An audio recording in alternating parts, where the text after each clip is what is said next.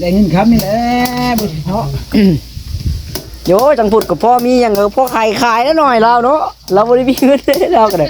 เราก็หาเงินเลี้ยงครอบครัวคือกันจากอะไรซื้อข้าวซื้อน้ำเราจักเราน่ะแม่นแล้วว่าข้าวน้ำก็มีกินอยู่บ่ซื้อบ่หาเงินซื้อข้าวกินนี่แม่นเขาก็เชื่อกันให้เพิ่นนี่โอ้เจ้าก็ได้ข้าวกับปันเราในได้เนาะเอ็นว่าก็ได้เขาก็ได้ข้าวให้เราบ่มีเงินก็เอาข้าวได้ให้เราก็บ่มีเนาะให้ได้คือจะเห็นนั่นแล้วพาจังไงมีอย่างจะบอกกับทางผู้หลักผู้ใหญ่บาดนี่แม่นบ่ขอบคุณเพิ่นแน่ช่วยสู้อยู่ชงจนฮอดมื้อนี้ค่ะนะโดยบ่มีหยังกับเทศเดี๋ยวมีแต่คำผู้ชายพรเพิ่นนี่โดย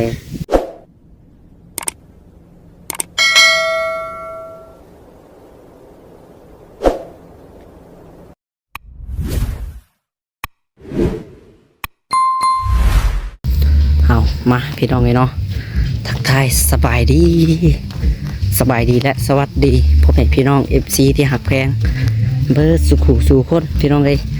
พบพ่อกระทำน้องหลาอีกเด้อเนาะหลังจากเลิกเวียกเลิกงานพี่น้องเลยตอนแรงๆเนาะ เดี๋ยวเข้ามาเบิ่งเพื่อนผู้ช่วยสร้างพุทธก่อนพอโตคือว่ามียังคืบหน้าเข้ามาอีกพี่น้องเลยพอดีน้องหลากับวายูเนาะที่แรกพี่น้องกันอยู่บ่อนให้เวียกให้เบิ้ลมือบัดเว้นน้องหลาก็ได้ไปเวียกตลอดพี่น้องเลยบ่ได้อยู่บ่ได้เศร้าเขาว่าได้ยินข่าวๆเขาว่าเห็นเครื่องของเข้ามาอยู่บ่จักเพิ่นเอามาอีสังแน่เนาะ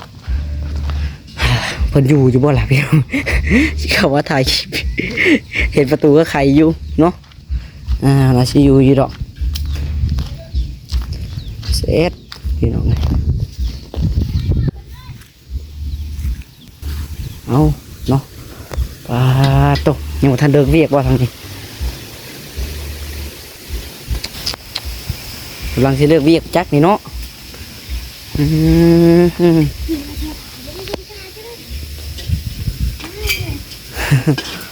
ผู้จับหมอกระทะใหญ่กระโดดมันยังมือช่วยให้กินดิฉันพัดจับหมอกระทะใหญ่กระโดด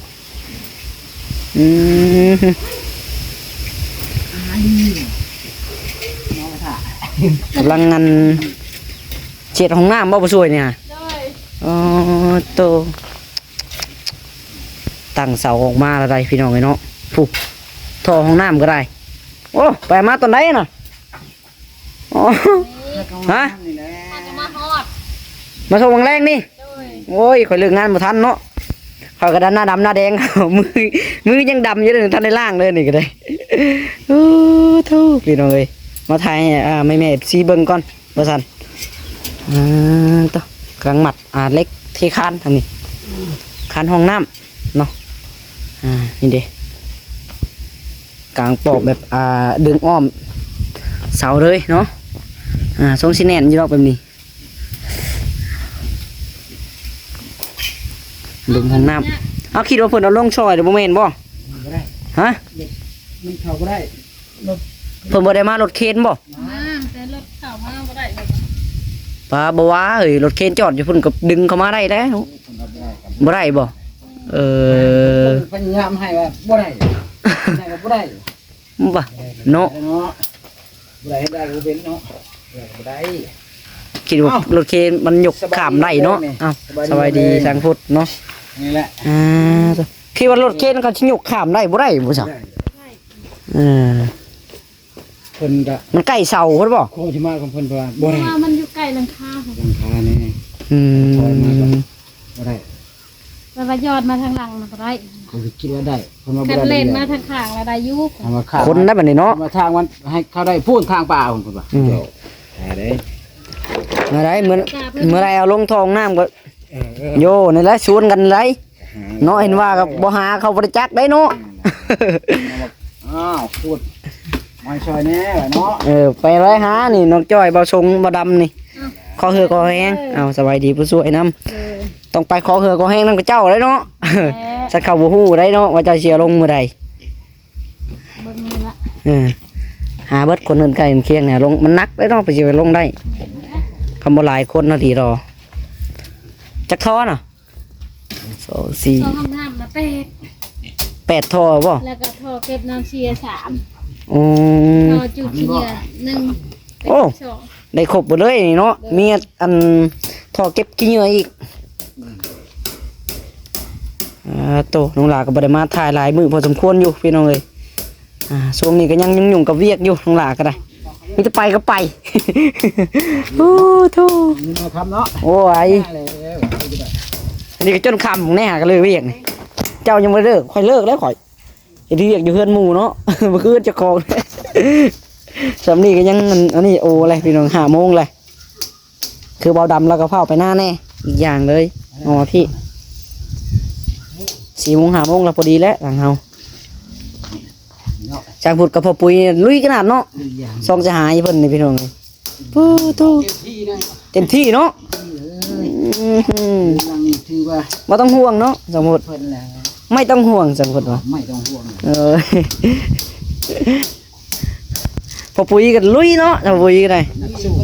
ดูอย่างเดียว ใส่สู้นี่ก็สู้น้ำเล่าดีเนาะเจ้าก็ได้มาบ่ได้กับพ่อวันนั้นได้พี่น้องมวยนะบ่พ่อเนาะพ่อก็มือลีกระเฮ็ดเวียกก็ได้ ก็บ่ลงบ่ลายให้เพิ่นก็อายเพิ่นอยู่ค่อยก็ได้ โยเนาะ โอ้ยได้ มาบ่ได้กับพ่อวันนั้นได้พี่น้องพอปุ๋ยโอ้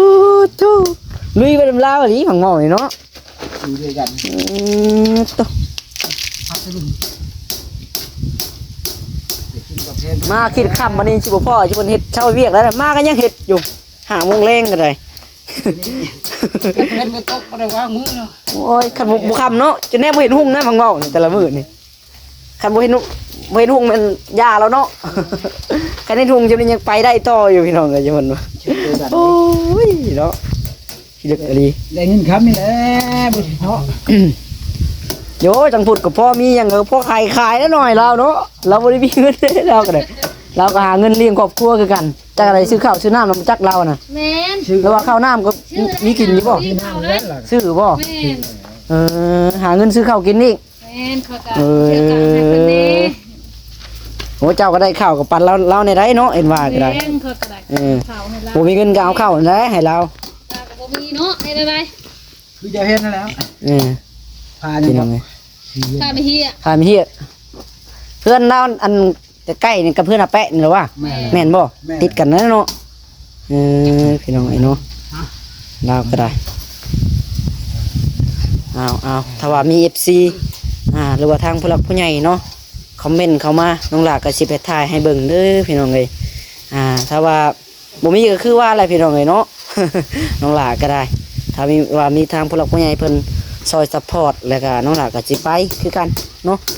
ไปให้เบิ่งได้พี่น้องทางน้องหลาก็ได้ผู้ใดผู้อันบ่มีอยู่มีกินก็ได้เนาะนี่ก็ทางน้องหลาก็คือว่าแหละพี่น้องเอ้ยมีแต่ว่ากันไปพี่น้องเอ้ยเนาะถ้าว่ามีก็ดีพี่น้องเอ้ยน้องหลาก็ได้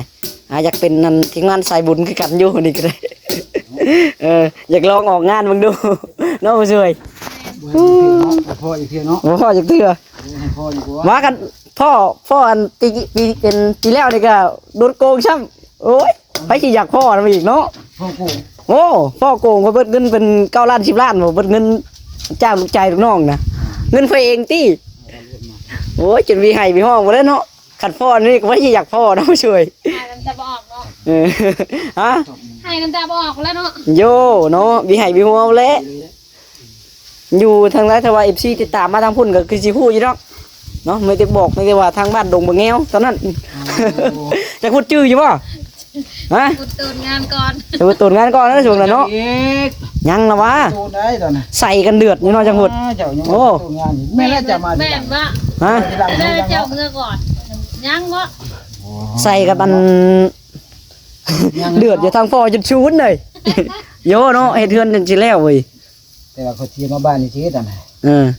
แต่ก็ยามันดอกบ่อยากเล่าเรื่องเก่า ไปเนาะ ๆแล้วก็แล้วไปพี่น้องเอ้ยเงินตอนนี้ก็เฮาก็หาได้อยู่ดอกเนาะจังพูดยามัน พลาด แต่มันเสียก็เสียไปเนาะ ไปแล้ว มีแต่ว่าเป็นบทเรียนนะมันเป็น ว่า มีแต่ว่าเป็นบทเรียนนะกูมือนี่ได้ เป็นบทเรียน และให้นายมันเกิดอะไร มีแต่ว่าเป็นบทเรียนนะแต่ว่าบ่มีเงินเฮาก็บ่กล้าเฮ็ดคือกันเด้ ย่านคือกันได้เหรอก็ได้เนาะเอาไปเอามาเบิดเงินตัวเองว่าซั่น มันเป็นไข้ช่วงนั้นแม่นแล้วเนาะ ทางพ่อวัดอันนี้นะก็สิว่าโอ้ยก็บ่เกี่ยวดอกเนาะเป็นอะไรก็ได้ถ้าว่าคนมันอยากเฮ็ดกับกันเนาะผู้ช่วยได้เบิดพี่น้องเอ้ยคนเฮาผู้หน้าบ่ฮู้ใจคือเพิ่นว่าแหละจักใจเขาจะคิดอะไรกับเฮาเนาะบ่แล้ว เป็นอะไรมันข่อยก็ยังจิ้วบ่ลืมบันไดได้นี่ โอ้ยข่อยจำท่องขึ้นใจเลยข่อยบ่ได้ลืมเด้ เห็นว่าเดี๋ยวนี้ก็ได้บ่ได้ลืมมันนี่เด้อเนาะโยมันจำได้ชั่วโมงเด้เนาะเบิดเงินตัวเอง9ล้าน10ล้านเนาะโย ยังจักแบบใดเขา เฮ็ดงานเบิดปีแล้วบ่สิให้หันเบิกหลายจังโยไผอยากเฮ็ดเนาะเฮ็ดงานว่าเมื่อยบ่เมื่อยบ่ตัวเองเอาเงินในเขาซื่อๆเอาไปมาซื้อเครื่องกับเงินตัวเองบัดนี้ไหว จ้างลูกน้องเด้ เงินจ้างลูกน้องเด้บ่สวยจังพุดให้เขาพอโฮมบ่าวดำจังโอ้ยหลายค่าแปะสร้างสีเด้ทางเจ้านำเลยแหละ เจ้าก็ให้คือกันแล้วเจ้าก็ได้เนาะเจ้าก็หาอยู่หากินคือกันไปก็ได้ ได้ไปจุงเนาะแม่นจุงรถ ลูกน้องเฮาก็ปักหลายคนนึงเนาะ10กว่าคนหนู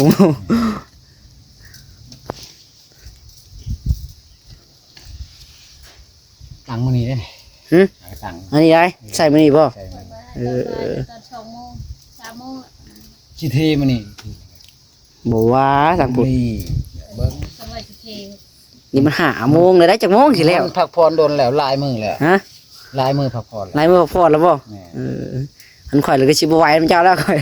กูมึงขับมาเลยจากนอนเอาได้ข่อย หน้าปานนั้นเนาะ โอ้หน้า ช่อง หน้า มึง ปานนั้น ช่องคนให้ลังเฮือน2-3คน พอปุ้ยก็ยิชูนะมาจะบอกกลางคืนกันเลย มันบ่ได้ฮอดคืนได้ล่ะ ฮะ มันบ่ได้ฮอดคืนได้ แป๊บเดียวเนาะ แป๊บเดียว เหมาะคัน มัน เนาะ นี่เลยแล้วก็เอาไม้ตีใช่แล้วก็ลงเลย เทบ่มีบ่อันตะนางเล็กเม็ดบ่มีบ่ได้ใช่ บ่ใช่แหละ บ่ใส่ก็ได้อยู่ดอกของน้ำมันน้อยๆนึง เพื่อนนะ ให้ชื่อเล็กเม็ดกับเปลืองเงินเนาะ เพื่อเงิน เทน้อยเดียวนึง น้อย ฉันนี่ก็ได้อยู่ดอก ๆถ้ามีก็ได้เอ้ยมีเป็นหยัง ได้ ล่ะ สิ วะ เข้าก็ดอกเนาะ โอ้ยห้องน้ำภาษาห้องน้ำพี่น้อง ที่เขา พอห้องน้ำก็กว้างเติบหน่อยเนาะจักแมตรกูจักแมตรสัมพุด อันช่องนี้อาทิตย์ 2เมตรทำด่าอยู่เนาะ เอาห้องเดียวได้ลงหนังไปมีเจ้า พอดีแล้วสำ คื นี่ อของเจ้าของน้องดาวน้อง บ่ของเฮาบ่ปานนี้ดอกของเฮาบ่มันยาวบ่ใหญ่ปานนี้ อันนี้ก็บ่ยาวมันเนาะ ก็เฮาความกว้างมีแต่เม็ดปลายนะ แบบยาวๆไม่ว่าสินะความยาวเลยโอ้2 เมตร 3 เมตรไปแล้วมันยาวมันยาวเด้ ช่องเม็ดคลิปนึงได้นี่ อันนี้มันมนทนตัวนี้ ฉันนี่ก็โอเคแล้ โอ ว เคแล้วสำนี้ โอ้ย ง่ายหลายกับ ใช้เดี๋ยวมาเบิ่งดูท่อนี่ฮะขอยยังท่านได้เบิ่งจักท่อนผู้ช่วยว่า เบิ่งโน่น ช่อง 7ท่อ8ท่อนบ่นี่โอ้มาข้างนี่น้ำเนาะนี่ ช้อนน้องล่ะ 12บ่ โดย ต่อ2 4 6 7 8 9 10 11 12เอาแล้วเนาะ12ท่อนพี่น้องเอ้ยปูนก็มาพร้อมแล้วนี่เนาะจะพ่อมันสิเทนี่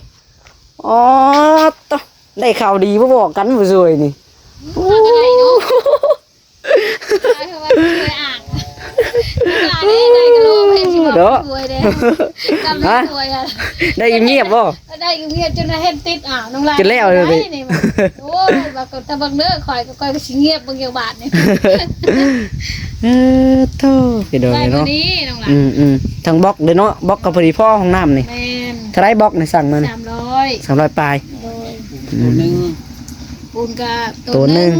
แม่นตูนปูนเขียว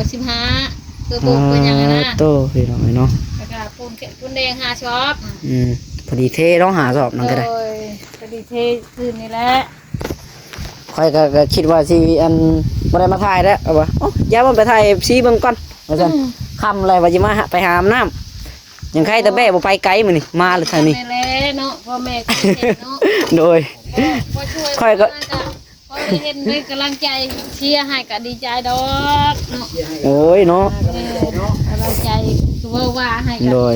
สิย่องบ่ว่าหยัง โอ้ยข่อยก็พ่อข่อยเขาสิมาช่วยก็จักจะเอาแห้งมาใช้เมื่อยแล้วข่อยก็ได้ แม่นข่อยก็บ่ อ่อนเพลียเลย มีแต่ว่าพี่เพิ่นผู้ฮู้อะไรเพิ่นก็เว้ากันไปได้พี่น้องเลยเนาะว่าน้องหลาโอ้ยบ่เห็นมาซอยกันเลยว่ะคือว่าแหละพี่น้องน้องหลาก็ได้คือที่เห็นนั่นแหละไปซุมื้อ ไปหาเงินหาทำเนาะสิมาช่วยไปช่วยก็บ่มีเงินให้ ไปตลอดน้องหลาก็ได้น้องหลาก็มีงานของน้องหลาเองพี่น้องเลยงานหับตอนนี้2 บอล3 บอลพุ่น แม่ ก็ได้เงินใช้แล้ว อยู่บ้านใหญ่หลังหนึงอยู่บ้านนาโพหลังหนึง เช้านี้น้อง อยู่ น้องจ้อย บ้านเดือหลังหนึง แม่ผู้ช่วยค่อยไปหั่นแล้วค่อยเอิ้นใช่เห็นรถเพิ่นยังอยู่บ่เห็นเจ้าไปก่อน จ้อยว่ะน้องลาไปแล้วนะจ้อยคือยังบ่ไปอยู่ ไปโดนแล้วพ่อแม่พ่อมาโดนเติมไปแล้วว่ะ เพราะเขาคิดว่าเขาไปแล้วก็ยังไปเลยเดี๋ยวดิมาเดินถาม ทางเด้เพิ่นเบิดเพิ่นพอดีเพิ่นถาม แน่นอนกูว่าบ่เห็นมายังออกไปก่อน เพิ่นมานี่อะไรน้องจ้อย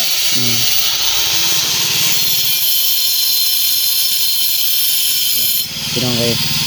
ทางก่อนแล้วมาแล้ว น้องดาว เพื่อนรักอยู่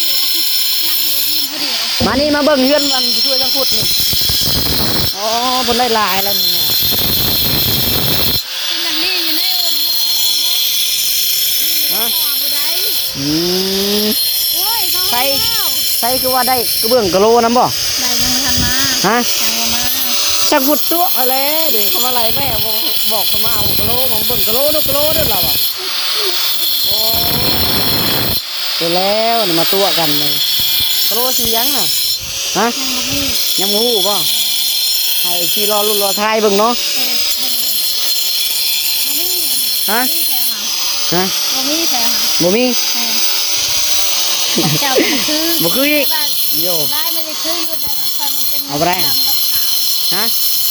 ดำขาว นอนขาวกับดำ เจ้าฮู้หรือเจ้าบ่อยากบอกเนาะ รู้แต่ในโทรศัพท์ก็ไม่อยากให้มึงหา ถ้าเบิ่งตัวจริงเนาะมื้อใดสิมามื้ออื่นบ่ ประมาณนั้นแหละพ่อละมื้ออื่น มื้อนี้มันค่ำเนาะเพิ่นมาส่งนี่เลยก็อันนี้กลับเมื่อ บุตรตัวจะวันมาเบิ่งกะโหลเถอะ จักพูดตัวค่อยหยังวะมาเบิ่งกะโหลเด้อแล้วอ่ะ ขอโลจับกล้องริ้วมาแล้วทางนี้ก็ได้ ต้องโจงเนาะ เห็นแล้วนะหนังเปล่า ก็เห็นแล้วนะ อืม ก็เห็นแล้วมาอยู่เห็นแล้วตอนนี้ ใช่บ้านนี่คือเห็นอยู่ เห็นแล้วตอนนี้ เราหามาเราได้2มื้อ3มื้อ ลายเมื่อวานนี่เขาเกินใจอยู่หน้ามาเลยค่ะ เห็นแล้วนะ เราสิออกใจสินะ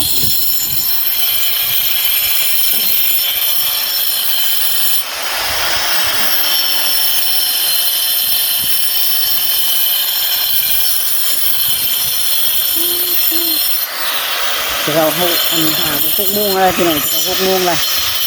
เริ่มมืดลงเลยโอ้ยหาทางพักรถนั่น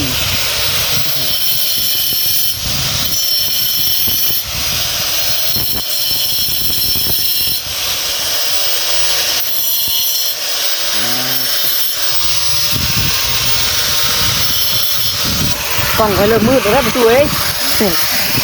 ขำตะเวนตกไวอยู่เนาะนั่งแป๊บเดียวหนึ่ง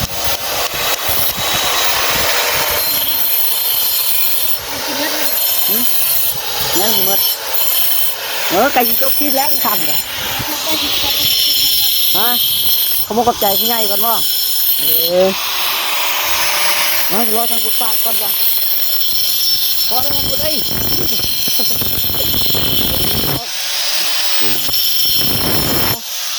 เดินคำลงเลยน้องลาก็ไปหาน้ำเลยดึกคำจนหนาว อย่าไปห้ามเลย โอ้ได้เจ้าเห็นว่าผู้ช่วยมีทางคำบอกกับทางผู้หลักผู้ใหญ่บ่